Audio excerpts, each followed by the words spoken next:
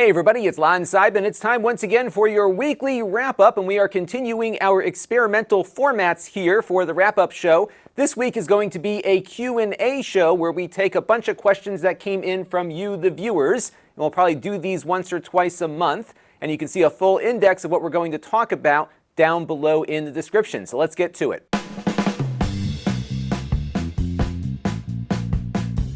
Now, last week was all about budget Ryzen-based laptops that cost well under $500 but deliver very good performance. And the one thing I didn't do was kind of a roundup of the week and what I thought of what we looked at. And a viewer wrote in by email asking me to do just that, and also asking me to consider the AMD Slim that we looked at as well. And I have to say, after looking at those three from this prior week, although the prices are very reasonable on them and they had more RAM, I think that Acer Slim is still the best of the bunch. And I've got a playlist linked down below in the video description where you can find the reviews for all four of the Ryzen laptops we've looked at so far. But the Acer really does win out, partly because it performs consistently, but also it has the best upgradability of the ones that we looked at. The Dell that we looked at does have a similar configuration, but the performance wasn't there. This one performs very well and has the RAM socketed in two positions, so you can swap out both sticks of RAM versus the others that had one stick essentially soldered onto the board and the other one accessible to you there. The Acer also had the space for the SATA drive, so you can put in an SSD there, and of course the NVMe slot down here. And that one really is, I think, again, the best of the bunch on the Ryzens. This was a Ryzen 3 based machine, but it performed very close to what we saw out of some of the Ryzen 5s that you'll find at around the same price point. Again, I was really blown away by just how different these laptops perform from each other, given that when we look at the Intel machines, they all seem to perform roughly the same. These, again, are wildly different. So I think if you're looking to buy one of these, that Acer is the way to go. Just note, though, that you will have to get the second stick of DDR4 RAM to make it happen. On the Amazon page, if you scroll down towards the bottom, they have a recommended RAM module to go with it. That might be the one you pick up. But if you are looking to buy one of these, I think the Acer Slim 5 is still the best. And Andrew Roush has a reminder about why you need to be careful when you're shopping for budget laptops. Typically, a lot of these budget laptops are being sold by third-party sellers on the major platforms. That includes Amazon, Walmart. Just about all of them out there are flooded with third-party sellers because I think the market for these has just been flooded by manufacturers getting rid of their old stock. And this is an example of something that you need to look out for. So on the Amazon listing for the Slim 5 that we just were talking about, they have this thing down here in the corner that says there's a newer version of the laptop available. And this Acer Aspire 3 has 2020 on it, and it might very well be newer than the Slim 5, but it's certainly not anywhere nearly as powerful. This one that they're advertising here is running with an AMD A9 processor. And if you've ever used a computer powered by an AMD A9 processor, you know how awful that experience is. So you really got to be on the lookout here because these third-party sellers are just flooding these platforms with stuff, and occasionally the algorithm picks up the wrong item and says it's newer. I reported this to Amazon, so hopefully this won't be on screen when you go and look at it next. But if you want to help other consumers, you might want to report it as well because this other one is not comparable. And what happens here is that Acer and Lenovo and many other manufacturers have different levels of budget laptops out there. So the Slim with the Ryzen is up here, and this other one is kind of down here at the very bottom. So just be advised, make sure you're very careful about what you purchase before you click. And Brandon Graham writes in with a YouTube strategy question. I always love sharing my experiences here on the platform. And he's referring to the fact that he almost didn't click on the wrap-up 2 weeks ago because it was so much shorter than before. And as I mentioned, I'm mixing up the format a little bit to try to improve the viewership of the wrap-up by going to a single topic video and then breaking out Q&A like we're doing today into something different. This is still part of the experiment this month as well. And he was wondering why I don't put weekly wrap-up in the title because he almost didn't click on the video given it was shorter than what he was used to. And the reason why I don't is because you don't have a lot of room in your title. As you can see here, even though there is more text that I'm allowed to put in, YouTube cuts it off. So you definitely want to kind of grab people with the topic right up front. And I suppose I could probably put weekly wrap-up towards the end of the title, but when we were doing these multi-topic wrap-ups, there was not enough room to have all the topics in the title and have the title of the show in the title. So what we've been doing here is having the thumbnail kind of carry that. So normally, of course, the band on the left-hand side of my videos is yellow. The weekly wrap-up we make purple, and I also, of course, put weekly wrap-up right on the side there so people who are browsing through will see that it's part of that series.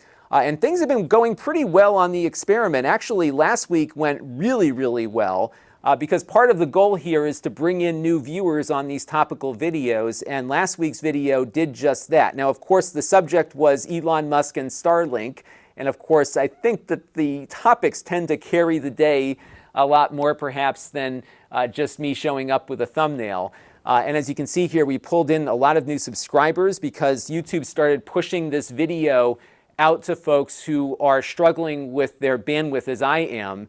And it was great to see a lot of new faces come into the channel as a result of that. And I think if I had done this discussion as part of a 35-minute video with 5 other topics, it probably wouldn't have worked as well. This is a video that is only about one topic, and then it makes it easier for YouTube to recommend it. And because people can get into that topic a lot quicker, I think it's actually helping that video go out further. So I think there was probably a lot of missed opportunities in the past when I had a wrap-up with a bunch of different topics.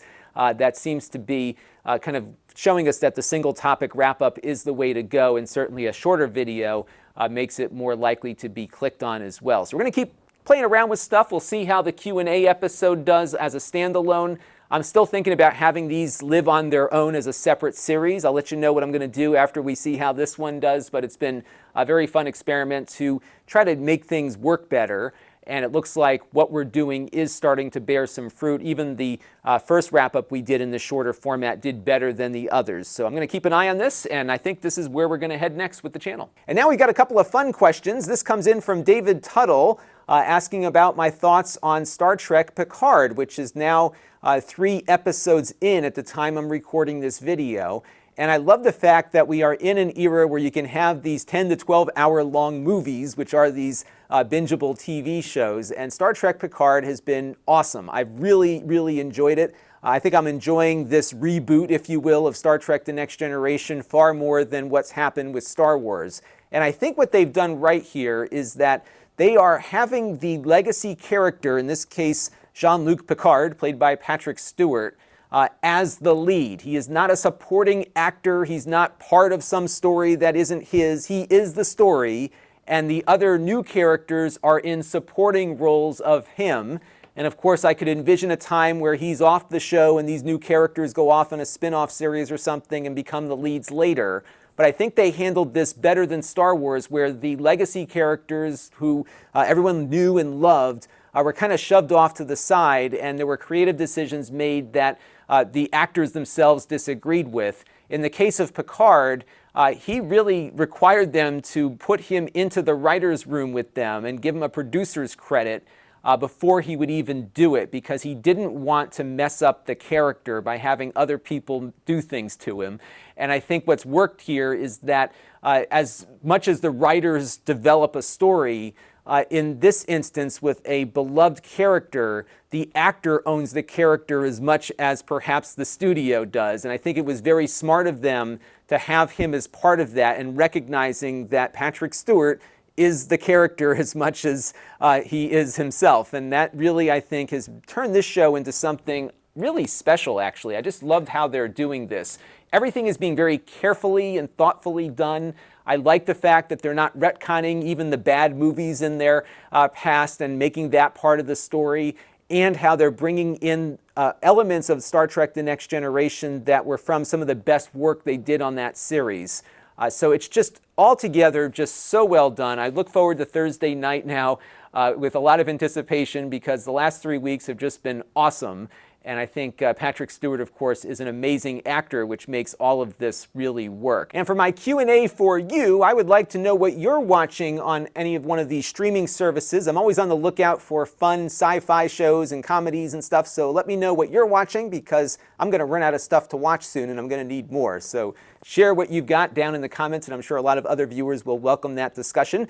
Now, if you want to support the channel, you can go to Lon.TV/support and make a monthly or a one-time contribution through our donor box page. We're also doing the YouTube membership program, where if you sign up there, you get these cool loyalty badges next to your name when you're chatting or leaving comments, and all support is welcomed. And we do have some new supporters this week. They include Michael Callier and Jeff White, who contributed via the YouTube membership program.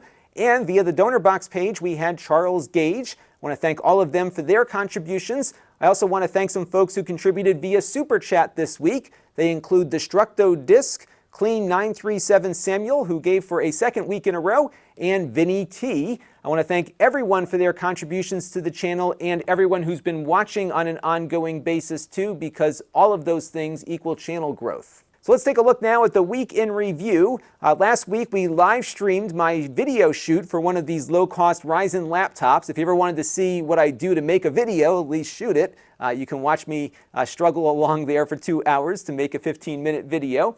On the Extras channel, we didn't have anything this week. It's been a little busy on the home front. My wife went away for a couple of days, so I've been shuffling the kids around. So we haven't gotten a lot of time to do some new stuff, but that's all coming up a little later this week when she gets back. But we were productive. We had a whole week of Ryzen laptops. So we had the Dell, the Lenovo, and the Asus. And we did a video about the things that you can run on these devices. And I'll tell you what, I was really impressed with its performance on OBS. These things might make really good transmission devices if you're looking for a low-cost way to run OBS. We did multiple layers of video, we did some recording, and it was really not eating up too much CPU time on those activities. And you can check out all of these videos down below in the master playlist. Now this week, we've got a couple of things already shot and ready to go. I've got an 18-minute review of the GeForce Now service, which launched this week. This is a game streaming service, similar maybe to Google Stadia, but the difference here is that they don't sell you the games. You play games that you've got on the Epic Store and on Steam. I think they support Battle.net and the Ubisoft Store as well. So if you don't want to use their streaming service any longer, you still own the game. And I think that's a big differentiator. It's $5 a month for their Founders version. There's also a free tier. And again, you'll see it all working a little later in the week. We also have a review of the Motorola One Action. This is a new phone from Motorola, pretty low cost, and it's got a wide-angle action cam that shoots horizontally when the phone is in a vertical position. That might be kind of useful for some of you out there. So that review is coming up a little later this week. And we're going to have an update on the Mister. And I actually did a live stream on the Mister last week that I forgot to put on that slide. So you'll find that in the video description.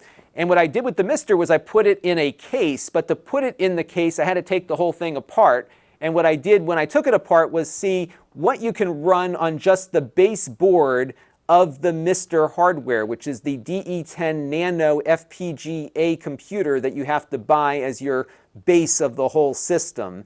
This you can find on Amazon for about $140.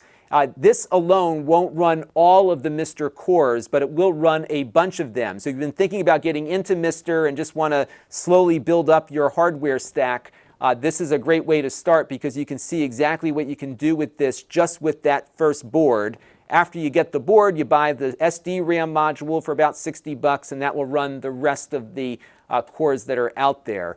So check it out. I think some of you might find that of interest, especially if you were thinking about getting into Mister and were confused about all the different hardware options out there. We're also going to have an upcoming live stream this Wednesday, February 13th at 8 p.m. I am not sure what I'm going to do just yet, but I will figure it out. So if you want to tune in, it'll be here on the YouTube channel, but also on Amazon at Lon.TV/Amazon shop. And if you want to get notified on YouTube when I go live, you can hit that notification bell and you'll get notifications pushed out to you whenever anything happens. We have other channels you might want to take a look at, including the Extras channel for unboxings and supplementary content. We have my podcast feed at Lon.TV/podcast, which is an audio version of this show. We have the Snippets channel where we take the multi-topic videos and break them up into smaller search-friendly snippets. You'll find that over there. We have our live stream archive at Lon.TV/livestreams, which is our playlist of prior live streams. And of course, we've got the Amazon page at Lon.TV/Amazon shop, and you can follow me there too. You can engage with the channel with my email list. We very infrequently email you, only when something really big is happening.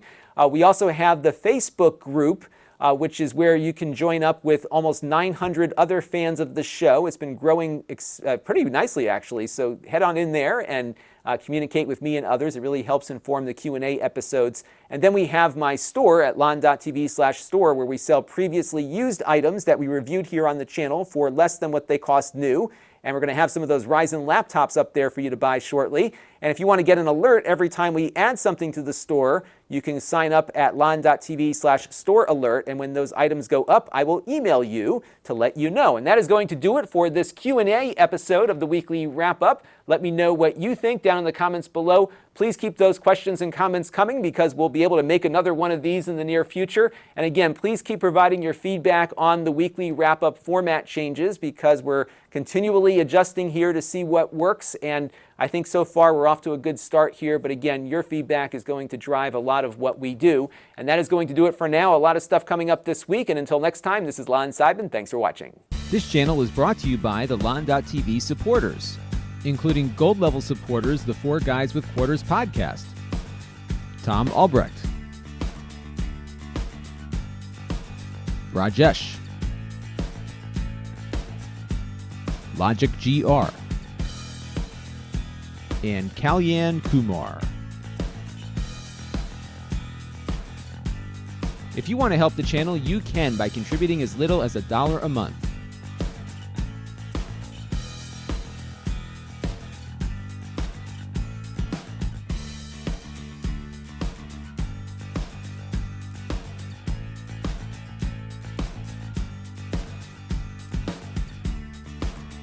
Head over to Lon.TV/support to learn more.